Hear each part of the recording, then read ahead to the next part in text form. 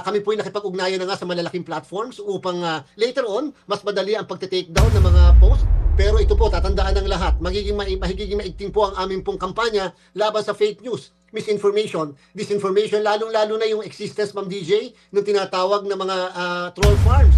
Ngayon po, doon naman po sa pwede namin pa-take down, kaya po kakailanganin talaga namin ng tulong ng lahat, yung fact-checking po. Sapagkat pag nakita natin na yan ay pagsisinungaling at hindi naman makatotohanan, at yan po ay misinformation, disinformation, kagad po natin yung pa-take down. Sakali man may makita sila na halimbawa fake information about a candidate spreading this or nagkakaroon ng bayaran pag nagsimula na yung campaign, can they go straight to COMELEC para isumbong po itong mga ito at magagawan po ba yan ng aksyon ng COMELEC?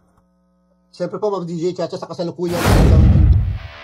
Dadagan, Balita News Update.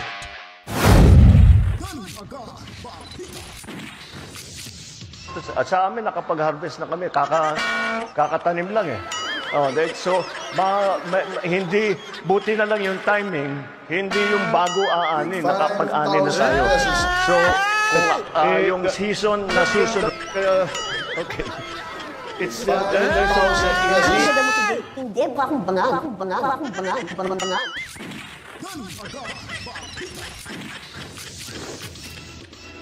Alright, welcome back mga kabitan. Magandang buhay sa ating lahat. Andito na naman tayo nagbabalik at medyo maganda yung pag-uusapan natin dito mga kabitan dahil po ay naisa lang ni DJ Chacha itong si Atty. Garcia, yung COMELEC chairman natin.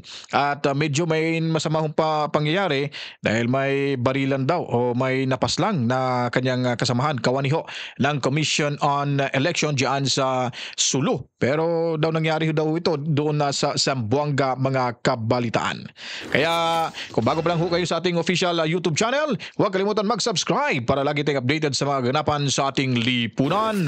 At karagdagang informasyon panoorin nyo tuloy-tuloy hanggang matapos dahil po may pahayag at panawagan chairman ng Commission on Election sa mga social media influencer kung saan po ay mag-ingat-ingat.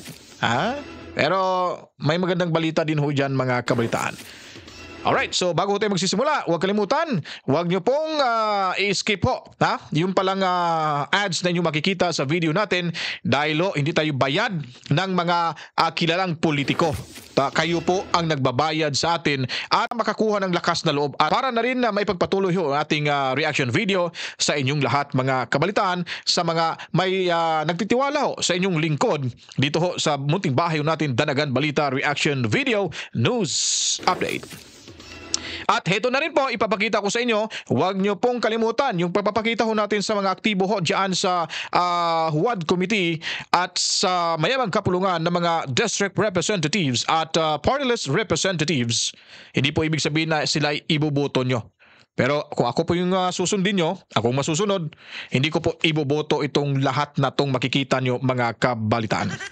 Kaya kayo na pong humusga sa sarili nyo, kayo ay may karapatang magbigay ng inyong mga desisyon. Hindi ako dapat didikta sa inyo. Kayo na po. Kaya kung paburo kayo sa nagiging desisyon ko na hindi ko sila iboboto, panoorin at kikilalanin at isusulat ang kanilang mga pangalan para hindi nyo makakalimutan sa pagdating ng halalan midterm election 2025.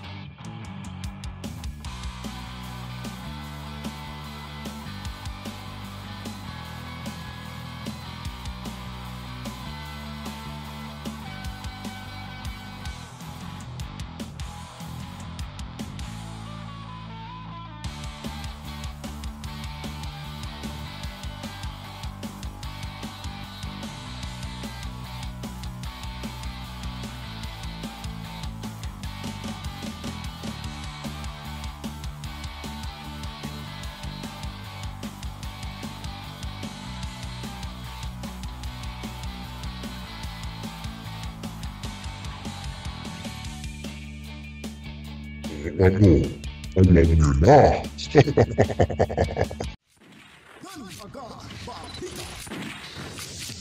Ngayon, nakilala nyo na ba?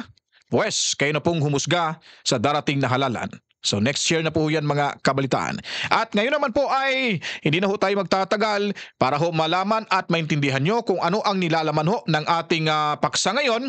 Ay ito'y may kinalaman sa mga social media influencer, lalo na ho tayo, at sa mga krimen ho na mga nagaganap sa ating lipunan sa ilalim ho ng PBBM administration mga kabalitaan. Heto at panoorin na ho natin ang panayam ni DJ Chacha sa ating COMELEC official o chairman na si Attorney Garcia Cabalitaan.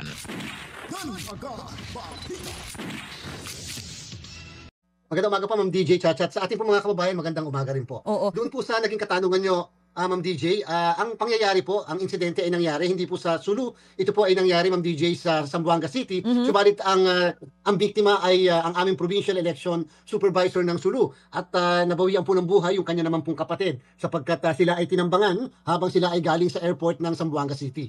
Meron po mga balita na meron daw electoral aspirants. Hindi ko sure kung dyan din sa area nila ng Zamboanga or baka sa Sulu, ang may mga order daw ng pag-atake, hindi lang sa election officials, maging daw po sa mga pamilya nila. Ano pong dahilan nito, attorney?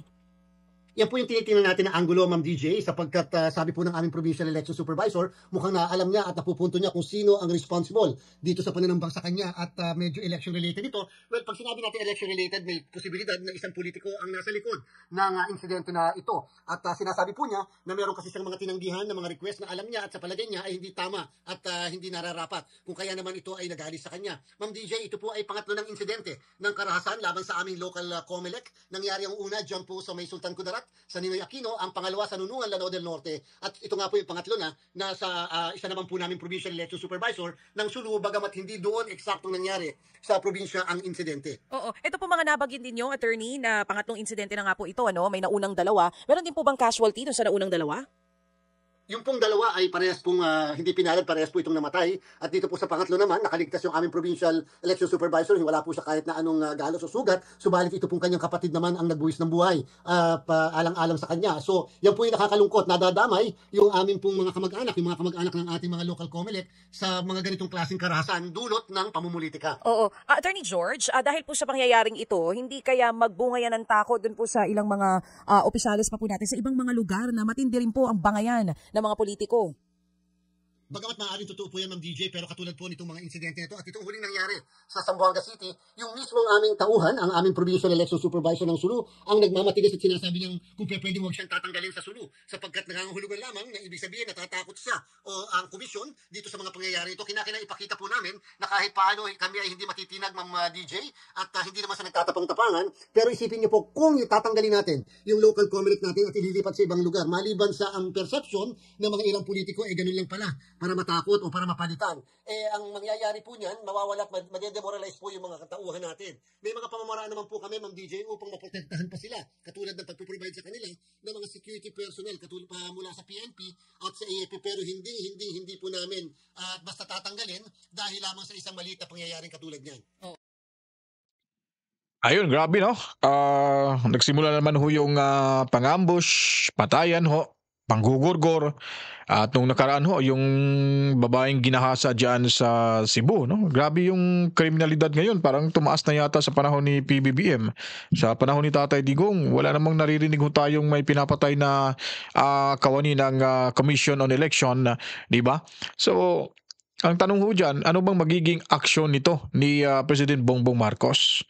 At ito ba ay bilang hudyat ho na itong administrasyong Marcos ay talagang lousy o talagang wala ho sa ayos mga kabalitaan? Yun lang po ay pagtatanong ho lamang sa natin yan dahil nga po ay nakakabahala ho itong pang-ambush, yung panggugurgor na walang kalaban-laban mga kabalitaan. So hindi ho natin talaga alam kung ano po yung mga nangyayari ho dyan sa Sulu, sa Zamboanga.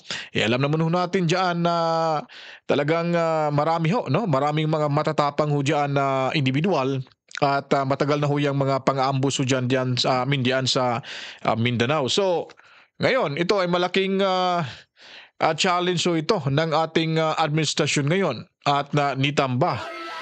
Ikukunik ko natin si Tamba kasi baka, oo nga, tama ho, election related ito. Baka kasi nagagalit na ho yung ibang tao na hindi rin natin kasi masisisi yung ibang tao na magagalit lalo na sa mga kawani ng COMELEC. Minsan kasi may mga corruption ho dyan. Hindi ho natin alam kung ano talaga yung punot dulo, pero in fairness po naman sa mga nabiktima nito ay talagang nakakaawa ho mga kabalitaan. Wala hong kalaban-laban na pinatay. Kaya yung makukomento lang ho natin dito ay kailangan busisin ito ng maayos at aksyonan agad ni PBB, ni Bongbong Marcos dahil bukas makalawa baka may mangyayari naman hong pang-aambush ng kawani ng COMELEC. At kailangan gumawa na rin sila ng hakbang nito na mapipigilan yung mga ganyang krimen at alamin kung ano talaga yung problema, ba't nagiging parang election related ho ito mga kabalitaan. So tingnan nyo po sa administrasyon ngayon, ang dami ng mga problema, ang daming mga kalamidad sa kuna. Ngayon may buhay na naman hong kinitil at yung mga panggagahasa at sabi nga biktima daw ng ng mga gumagamit ng pinagbabawal na tawas mga kabalitaan. So ano na, diyan sa mayabang kapulungan, ano bang merong aksyon na ibibigay at gagawin natin dito?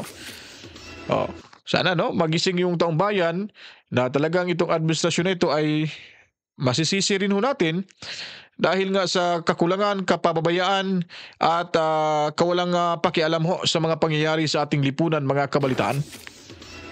So ito'y aral na rin. Sana hindi na mangyari po yung pang-ambush kasi hindi rin natin alam kasi kung ano talagang katotohanan at dapat may mananagot. Ito ang dapat pagbibigyan ng aksyon ng ating mayabang kapulungan mga kabalitaan. Hindi lang yung dumaang administrasyon at ngayong kasalukuyang pangalawang pangulo. Sige, gumawa kayo dyan ng resolusyon para maimbestigahan itong patayan dyan sa Zamboanga. Titignan natin kung yung tapang nila ay kaya po ba nila itong harapin. Kaya po ba nilang imbitahin yung sino yung mga involved dyan sa patayan sa Mindanao? Diyan natin masusukat at masasabi na wala palang kinikilingan itong mayabang kapulungan, lalo na sa Huwad Committee mga kabalitaan. Lalo pa na andyan si Paduano ay sanay na ho sa pakipagbakbakan.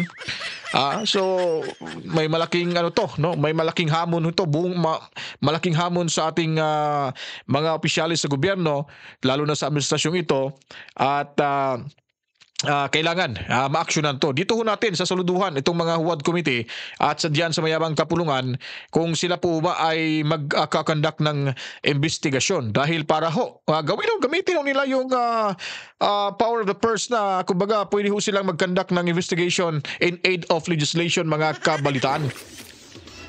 Bukod po dyan sa pagbibigay ng security personnel, ano pa pong tulong ang binibigay po natin dito po sa mga local COMELEC officials natin para lang masiguro na hindi na po ito mauulit? Meron po ba tayong backtracking, checking kung saan talaga pinakamaiinit ang bakbakan sa politika para mas madagdagan po halimbawa ng police visibility or ng security ito po mga officials natin? Yes po, Ma'am DJ, meron po kaming ongoing na analysis ng sitwasyon ng bawat area. In fact, may binomonitor din kami dito sa Region 6, sa may bandang Iloilo region. Very important po sa amin yan, Ma'am DJ, upang alamin namin ano may mga areas of concern, ano yung mga areas na pwedeng ilagay under COMELEC control. Tatandaan po ng mga kababayan natin, sa kasalukuyan po, Ma'am DJ, wala pa pong kapangyarihan ng COMELEC. Ang kapangyarihan po namin ay papasok lamang sa Enero a 12 pa, yung tinatawag na election period. Yung pong campaign period pa ba, sa Pebrero pa, at saka sa Marso. So, ibig sabihin, mula po October, November, December, January, hanggang second week ng Pebrero po, kami po ay technically, wala pa po tayong election period. At therefore, Ma'am DJ, sa kasalukuyan, aasa lang po muna tayo sa mga local government units at siyempre sa mga law enforcement authorities po natin. Bukod po dito sa tatlong lugar kung saan meron na nga po mga nangyaring barilan at pagpatay, nabanggit nyo rin po yung Iloilo, ano pang mga ibang areas ang talagang tinututukan nyo po sa ngayon bukod sa mga nabanggit? Ma'am DJ, madami rin po kasi insidente ng karahasan sa ibang areas. Halimbawa po, hindi naman talaga doon sa area nila nangyayari, pero mukhang sinusundan sila doon sa mga lugar kung nasaan po sila. For example, sa Cotabato City, meron po isang napaslang dyan na barangay chairman, pero siya po ay galing po sa may bandang area ng Basilan. At ang siyempre po sa puntong ito, Ma'am DJ, na nakapag-file na ng certificates of candidacy ang mga aspirants, siyempre po, kahit pa hindi pa sila kandidato, sabi ng batas, sabi ng Korte Suprema, ganun sa ganitong panahon po, nangyayari ang insidente at kahit na anong karahasan, ang involved ay isang kandidato, isang aspirant, isang politiko, ay lagi nating maituturing na election-related po yan. And therefore, maaari mangyari po yan sa anumang parte ng ating bansa sa kasalukuyan. At kamusta naman po ang ugnayan ninyo sa ating kapulisan bukol po sa investigasyon dito sa mga lugar na nabanggit nyo po, lalo pa dun sa areas kung saan meron po mga namatay? Meron po tayo municipal, provincial at city at kasama ang regional Joint Security Command Conference. Ibig sabihin na andyan po lahat ang ahensya ng pamahalaan na kung saan tayo ay laging nakikipag-ugnayan on a monthly basis, nagkakaroon ng assessment sa area, sa bawat probinsya, sa bawat bayan at syudad kung ito ba ay kinakailangan later on malagay under community control o area of concern. Later pa po kasi yun, Ma'am DJ, kapag pumasok na yung election period. And therefore, sa kasalukuyan, ang DILG at ang PNP ay nangangalap ng mga impormasyon base sa kasaysayan ng lugar, base sa kung sino yung mga naglalaban-laban, base kung merong recent na violence patungkol sa isang politiko upang later on malagay natin sa area of concern ang mga lugar na yan. At syempre, tinitingnan natin yung mga naglalaban-laban talagang medyo may init kasama na yung mga magkakapamilya. Oh, do we also have that dito po sa NCR or Metro Manila, yung mga ganyang klase ng areas na tinututukan nyo rin po? O mas prone talaga to? I'm sorry po. Mas prone talaga to doon sa mga lugar na malalayo, kagaya ng mga areas na nabanggit? Meron din po tayo ilang minomonitor dito sa Metro Manila, Ma'am DJ. Hindi po porket walang insidente before ng karahasan, ng mga nakakaraang panahon, ay hindi pa pwede magkaroon naman dito sa mga susunod na panahon. And that's the reason why, kinakailangan din po na alerto tayo dyan sa mga bagay na ganyan at kinakailangan medyo yung isang maliit na insidente ng violence ay hindi lumaki. Yan po dito sa Metro Manila, meron din po tayo ilan dahil meron pong napakaiinit, Ma'am DJ, ng labanan. Lalo pat medyo hindi naman inaasahan yung pagtakbo ng ilang mismong magkakasama o magkakamag-anak o magkakasama mismo sa politika. So at least nababantayan po at sana hindi na nga po masundan itong pangyayari na ito doon po sa kapatid ng isang local COMELEC official na nabanggit ninyo. Attorney, maiba naman ako may mga siguro hindi pa rin malinaw sa ilang mga kapatid natin hanggang sa ngayon. The start of campaign will be next year. Pero ang tanong ng ilan, bakit po ba Attorney COMELEC Chairman, ito na-explain nyo na sa amin ni Manong Ted in the past. Ulitin lang natin sa kanila para po mas maintindihan nila kung bakit hindi pa simula ng kampanya pero marami na silang nakikita ngayon na mga posters, tarpaulins, social media ads doon sa NLEX, napakadami na, hindi lang mga tatakbong senador, maging yung party list, Yan po ba ay bawal o po pwede pa hanggat hindi pa nagsisimula po ang kampanya? Paano po ba iyon? Tama po kayo, Ma'am DJ, bagamat ako personally, ang kalooban ko talaga para masama ang aking pong pakiramdam dito sa bagay na ito.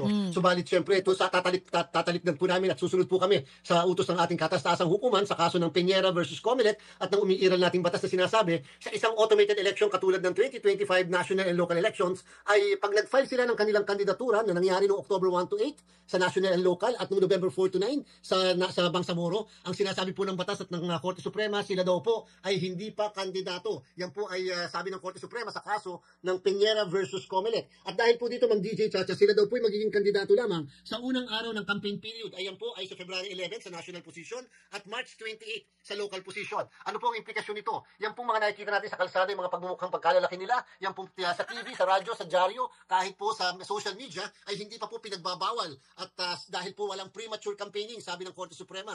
At in fact, yung lahat po ng kanilang gastusin, Ma'am DJ, kung sila ay namigay, umiikot, nangamay o anuman, nitong October, November, December, January hanggang second week ng Pebrero po ay hindi kinakailangan i-report sa COMELEC sapagkat hindi pa po sila kandidato, Ma'am DJ. Oo, yan nga pong sad reality na paulit-ulit din stand ni Attorney COMELEC Chairman George Garcia kasi even po kayo hindi sang-ayon dyan sa nangyayaring yan but only Supreme Court ang posible pong makagawa ng action din tungkol po sa issue na iyan. Pero Attorney, dun po sa pag-monitor nyo dito sa mga digital ads ng mga kalahok po natin sa paparating ng midterm elections, meron na po ba mga sumbungan na nangyayari na talagang magsisimula lang po ang pagtutok nyo at pagbabantay nyo dyan pag nagsimula na yung campaign season? Pag nagsimula pa lang po, Ma'am DJ Chacha, ang ating pong pag-monitor sapagkat syempre ngayon sa kasalukuyan, hindi natin sila pwedeng basta i-monitor dahil sasabihin nila, kami mismo ang lumalabag naman, Ma'am DJ, sa ating pong mga patakaran. And but nag-require na po kami ng submission ng kanilang mga social media accounts dito sa amin sa COMELEC para later on, madali ang monitoring natin. At the same time, Ma'am DJ, kami po ay nakipag-ugnayan na nga sa malalaking platforms upang later on, mas madali ang pagte-take down ng mga post. But again, nililiwanag po natin, hindi po namin pakikialaman yung mga contents ng kanilang mga social media posts sapagkat baka po mag-violate kami ng freedom of expression and speech. Pero Pero ito po, tatandaan ng lahat, magiging maigting po ang aming pong kampanya laban sa fake news, misinformation, disinformation, lalong-lalo na yung existence, Ma'am DJ, ng tinatawag na mga troll farms. Hindi dapat nag-i-exist ang mga yan at dapat napapanagot yung mga responsible o nasa likod po ng mga yan. Naku, ang sarap pakinggan, Attorney George, pero hanggang ngayon wala pa naman po tayo napapanagot dito po sa paglaganap ng mga troll farms at fake news na ito. Sa ngayon po ba, marami ang mga nagpasa na ng kanilang mga social media accounts, ito po mga tatakbo sa paparating na eleksyon. At yung sinasabi niyo po kanina, napapa-take down yung post, anong klaseng post ang posibleng maipa-take down ng COMELEC? Ito po ba yung halimbawa fake information tungkol dun sa sinasabi ng kandidato tungkol sa sarili niya? Paano po yun? Ay, opo, maraming salamat, Ma'am DJ Chacha. Base po sa pakikipag-ugnayan natin sa mga platform, una muna, dalawang platform sa malalaki ang nagsabi, hindi sila tatanggap ng mga political advertisements. Ito naman pong pangatlong platform, sinabi nila, tumatanggapan sila, pero makikita at mamomonitor ng mga kababayan natin sa mismong isang library nila na makikita sa kanilang platform kung magkano at gaano kahaba at ano yung extent ng mismong binayaran ng mismong kandidato o partido politikal. Ngayon po, doon naman po sa pwede namin pa-take down, kaya po kakailanganin talaga namin ang tulong ng lahat, yung fact-checking po. Sapagkat pag nakita natin na yan ay pagsisinungaling at hindi naman makatotohanan at yan po ay misinformation, disinformation, kagad po natin yan ipatake down. Nangyayari po kasi, Ma'am DJ, kapag ordinaryong sa kasalukuyan, pag nagpa-take down po tayo ng mga post, halimbawa, inaabot ng linggo o buwan bago po ito ma-take down. Pero sa commitment po sa atin ng mga platform, basta nakita natin ito ay basihan ng disinformation or fake news, ay pwede kaagad natin ipa-take down yan. Ngayon po, doon po sa mga kandidato na sa ating palagay ay nagsisinungaling o hindi po nararapat yung kanilang mga nakalagay, bibigyan po muna namin sila ng notice ng DJ. Baka naman sabihin nila may violation ng due process. Bigyan po namin ng notice upang sila mismo ang magpaalis o pa-erase nung mismo na i-post nila sapagkat kahit paano, at least in-exercise natin yung tinatawag na due process. Pero ang pwede lang gawin ng COMELEC, ayun po, magbigay ng notice at kausapin yung politiko na tanggalin mo yan, ibaba mo yan, medyo parang hindi tamang impormasyon yung na-share on social media. Pagka po kanilang suyuay ang aming pong utos sa kanila, 3 araw pagkatapos po nitong ipatake down, para wala pong pinagkaiba yan ng DJ sa mga posters din na pagkalalaki na nakalagay sa mga public places, hindi nila kami sinunod ng DJ, kakasuhan namin sila ng election offense na may kulong na 1 to 6 years imprisonment, and of course, yung po ay proper ground to disqualify the candidate. Kaya nga po, ang maganda dito, yung mga kandidato later on, kayo na po ang mag-report ng mga violations ng mga kandidatong kalaban po ninyo. Para meron naman po kami sa aming pong website, meron kaming task force on kontrabigay, on committee on kontrabigay, at meron din kaming task force sa KKK para dyan sa social media naman. Okay, so sana matanong din ni DJ Chacha na yung mga vlogger na bayaran, kung malaman ho ay binabayaran ho sila ng mga politiko, sana tinanong at kung anong magiging hakbang na gagawin ho ng COMELEC. Di po ba mga kabalitaan? Para ho malaman talaga kung sino talagang bayaran na mga vloggers, mga kabalitaan. Kasi maraming ang paratang sa mga DDS vloggers ay bayaran ho. Medyo dyan ho tayo, nagkakabangga o hindi na magkakatugma ho ng opinyon, kasi ewan ko kung mayroon mang bayaran na nagaganap o nangyayari baka sa iba, pero kailangan din na maisama ho ito sa COMELEC rules kung sino yung vloggers na binabayaran at umaatake ho, inaatake yung kanyang o katunggali sa taong nagbabayad ng vloggers. Yun dapat ay gawan ho ng aksyon at gumawa ho sila ng resolution na yan para mapagtibay at sila ay magkakaroon ng karapatan na tanggalin at i-take down ang account ng isang bayaran na vlogger, mga kabalitaan. No? Sana ganun ho. At medyo ituloy ho natin to kung talagang mapasama ba sa tanong, kasi alam ko nyo naman ho ako, pag may mga information ho tayo, hindi ko po binabasa, hindi ko po piniplay or pinapanood bago ho gawa ng reaction video. Pag meron na akong informasyon na nakita, pinapanood ko na, diretso na recording ho tayo, mga kabalitaan. Kaya nasasabi ho natin na sana maitanong ito ni DJ Chacha, mga kabalitaan. Tama din po ba sa imo-monitor ninyo yung posting ng mga paid influencers and vloggers? For sure, they will not disclose it, no? Yun pala, naitanong pala. Nagdilang ang hila ko. To be honest, swear to God, hindi ko talaga ito pinanood. Ngayon lang ho, at saka gumawa tayo ng reaction video, mga kabalitaan. At least, no, naitanong pala ni DJ Chacha, mga kabalitaan. Sila po'y bayad, pero halimbawa, kung nakamonitor doon yung kalaban ng isang kandidato, ikaw mismo po pwede mong i-report na ito, si ganitong influencer, bayad yan. Then you can coordinate with the social media platforms na binanggit nyo po kanina na hindi tatanggap ng political ads to take down the post. Yan po yung isa pong masakit na katotohanan, Ma'am DJ Chacha. Sa kasalukuyan po, wala pa tayong batas na nagdi-define sino ba ang social media influencer. At isa pang bagay, do sa ating pong original na guidelines, Ma'am DJ, ang aming pinaparehistro nung una, ang kandidato, ang partido politikal at ang private individuals na sumusuporta sa mismong partido politikal o kandidato. Subalit nagkaroon po tayo ng pagsususog ng pagbabago sa guidelines natin, pinatanggal po natin ang private individuals sapagkat naniniwala po tayo, medyo bordering on unconstitutionality po yun, Ma'am DJ sapagkat baka po kasi maakusahan tayo na nagbabiolate tayo ng freedom of expression and freedom of speech. Halimbawa, ang isang tao ay nag-like o kaya nag-repost ng mga nakapost sa isang social media account, ay ibig sabihin ba kakasuhan na natin o pati-take down kaagad natin? Aminin po natin, Ma'am DJ, yan po ay isang loophole sapagkat wala nga pong batas sa ating bansa regulating social media. Ang COMELEC lang ang nag-attempt to regulate social media sa panahon ng kampanya. Oh, maganda yung bringing up yung topic kasi up to now hindi pa truly defined kung sino-sino nga ba at kung anong kumbaga anong designation or job description ng mga influencers natin, and even I mean yung iba na nagpo-post online na binayaran to promote a certain candidate. At baka nga mabalikan din po kayo kung sakali man nagagawin nyo nga po yan. Pero any final Right. So, alam niyo po ba sa Amerika iba yung itong nakaraang election lang napapansin ho natin sa social media, yung ginagawa ho nilang advertisement ay hindi ho yung pinopromote ho yung sarili ho nila I mean sila politiko nag-paid advertisement sila hindi ho yung sarili yung pinopromote nila. Alam niyo kung ano po ba? Ay pang-aatake ho ng kanilang kalaban. Kunyari, si Juan de la Cruz. Ako si Juan de la Cruz at kalaban ko si Poncho. O sasabihin, magbabayad ako sa TV, sa YouTube, na ito yung content ng aking commercial against ni Poncho. Sinasabi nila na huwag niyong iboto. Tataas yung tax natin at i-hold yung palagay natin, papalayasin yung mga undocumented individuals, hindi naman ho niya gagawin yan, yun para lang masira siya at hindi ho manalo sa eleksyon. Yun po yun sa Amerika. Yun po yung kalang estilo. Sa atin dito sa Pilipinas, ay nako, napakasensitibo ho. Daming mga regulation, mga kabalitaan. Totoo po ho yan, daming regulation talaga. Kaya hindi tayo makapag-move on dito no? Sa Amerika, totoo ho yan. I-review nyo yung mga commercial ads nila. Si Trump binira ni Harris, Kamala Harris na tataas daw yung ekonomiya, magmamahal na yung bilihin at kung ano-ano pa, wag iboto. Sasabihin pa nila na this political ads paid by something sa kalaban nila.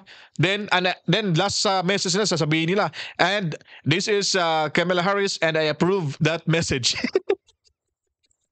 Inamin pa niya, inapprove yung message na yun na sinisiraan si Trump. Then si Trump naman, sisiraan na naman si Kamala Harris na bla bla bla bla pa ganun, dadagsa yung mga undocumented at sila yung gagawa ng krimen. Kawawa yung mga dokumentado at mga lokal na mga Americans na nagkatira dito sa Amerika, sasabihin ganun. Tapos bandang huli, this political ads is something like paid by like this. Then si Donald Trump sa huli nagme-message na this is Donald Trump and I approve that message. Ano sa Pilipinas, nako, take down agad yung mga social media accounts. Kaya tayo hindi na makapag-move on kasi parang na tayo parang minartilyo tayo na hindi makaka forward sa mga problema sa bansa. Di ba pati ganun pinapakialaman, pero makakatulong din naman yan para mapigilan yung paninirang puri, kasi kadalasan sa mga Pinoy ganun talaga yung ugali, di ba? Pero syempre pumasok ka sa ganyang trabaho, gusto mo maging public servant, gusto mo manilbihan sa publiko, yakapin mo lahat yung mga negatibong impact na mangyayari sa darating na mga araw sa halalan. Kasi given na yan, kasama na yan sa buhay politiko. So taong bayan na ang bahalang humusga. Ganun yung pagkakaiba talaga, mga kabalitaan. Alright, so tuloy po tayo dito. Kumbaga reminder na lang po dito sa mga nakatutok sa atin ngayon sa radyo at sa TV, kung sakali man may makita sila na halimbawa fake information about a candidate spreading this or nagkakaroon ng bayaran pag nagsimula na yung campaign, can they go straight to COMELEC para isumbong po itong mga ito at magagawan po ba yan ng aksyon ng COMELEC?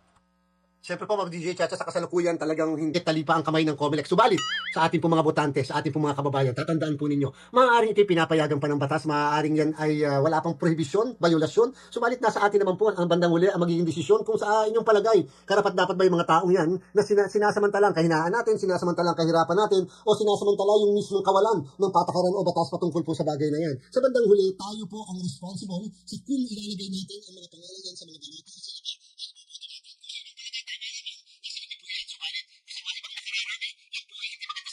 At therefore, kinakailangan matandaan nating lahat yung mga bagay na yan. Sa pagtitimbang po, diyan natin malalaman kung maayos ang ating kinabukasan o hindi sa pagpili ninyo sa tamang araw pagdating ng halalan. Ito, last na talaga, attorney. Tinawag niyo po o tinawag ng COMELEC na super election year ang taong 2025. Bakit po? Sa anong aspeto? Ano bang mangyayaring bakbakan sa susunod na taon? Ako, Ma'am DJ Chacha, alam niyo po, 3 halalan po isasagawa ng COMELEC sa Mayo 12, 2025. Yan po yung national and local elections magmula sa senador hanggang sa konsehal ng bayan. Kasabay po nito ang kauna-unahang Bangsamoro parliamentary election na kung saan gagawin po natin yan sa Bangsamoro. Kahit na nagkaroon ng initial na attempt at maaari daw na mapospone, kami po patuloy pa rin naghahanda dyan, Ma'am DJ, dahil yan po ang batas sa kasalukuyan. At 5 buwan pagkatapos po ng Mayo 12, meron naman po tayong halalan na naman, barangay and SK elections. Kung automated po ang Mayo 12, manual election naman po ang December ng 2025 na barangay at SK. So, ganyan po kadami ang pinaghahandaan ng COMELEC na electoral exercises sa darating na 2025. Ayan. Maraming salamat ulit, Attorney COMELEC Chairman George Garcia, and belated Merry Christmas po. Ganyan po. So, dyan nagtatapos ang ating reaction video at napapanood nyo na ho itong si COMELEC Garcia. Garcia ba ito? Kasasabi lang. Nakalimutan na naman eh. Mahilig kasi uminom ng kape si Dan. Dan Dansoy. So, ayun po, talagang nahihirapan ho talaga ang COMELEC na iti-take down itong mga bayad na mga bayaran na mga social media influencer. Wala ho rin kasing batas, ika nga, sabi niya. At tayo, hindi ho tayo matatakot dyan, mga kabalitaan, dahil hindi ho tayo bayad. May mukha ho tayong iharap kahit kaninong politiko ho na makakausap po natin. No? Hindi naman ho tayo humihingi ng pera sa mga politiko. Yung sa atin ho, ipaninindigan. Prinsipyo ho ang pinag-uusapan ho natin dito. Hindi ho yung pera para lang kumita at ipapakain mo sa pamilya mo. Pero yung mula sa hindi magandang pagkuha sa naturang pera, mga kabalitaan, yun ang masaklap po dyan. Kaya bahala na. Ako, sanay naman ako kumain ng magdidikdik ng asin o di kaya may kanin, lalagyan lang ng mantika at saka yung tuyo at yun, ano mo lang, ibahog mo na lang kung baga. O, tapos halukay ubi ka. Oo, magmemekos-mekos ka doon. Akala mo parang sinangag na yung dating, mga kabalitaan. Mabubusog naman tayo. Tapos sabayan pa ng kape, 3-in-1. Talagang hindi ho tayo magugutuman. Lalo na pag hindi ho i-escape yung ad sa ating video na mapapanood ho. Mga viewers ho natin, mga kabalitaan. Di ba? Kayo ang nagbabayad ho sa amin. Hindi ho yung mga politiko. Kasi nga, kahit pa paano, kikita tayo ng konti, sa isang buwan, makakita tayo ng 2,000, masarap, okay na rin ho yan, mga kabalitaan. Di ba? Makakatanggap tayo ng ganun. Ay, ang saya na ho natin. Kasi malinis. Hindi ho tayo nangihingi ng lilimos ho sa mga politiko.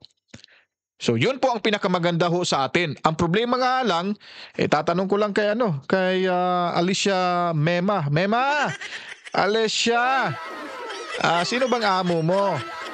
Ako, binati ko din ako dito sa sarili kong bahay. Tinatanong ako, binayaran daw ako ni Senador Marcoleta. Kako, nako. No one can buy me, ha? I'm a priceless.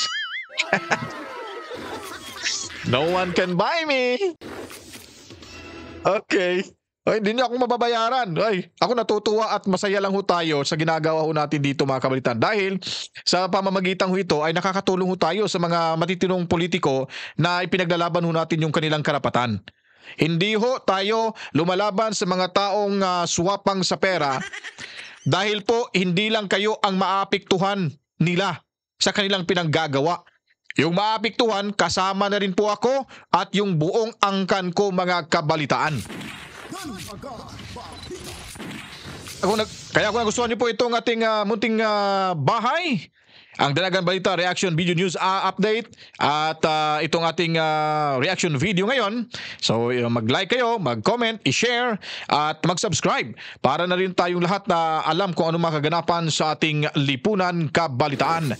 At mag-subscribe na rin ho para at least madadagdagan yung mga subscribers natin at marami ho tayong matutulungan na makapagbigay ng sapat, komprehensibo, totoo na mga reaksyon, video at kaalaman ho, karagdagang kaalaman sa bawat isa ho sa atin mga kabalitaan. Kaya ako po ay magsasabi sa inyo ng maligayang Pasko sa inyong lahat.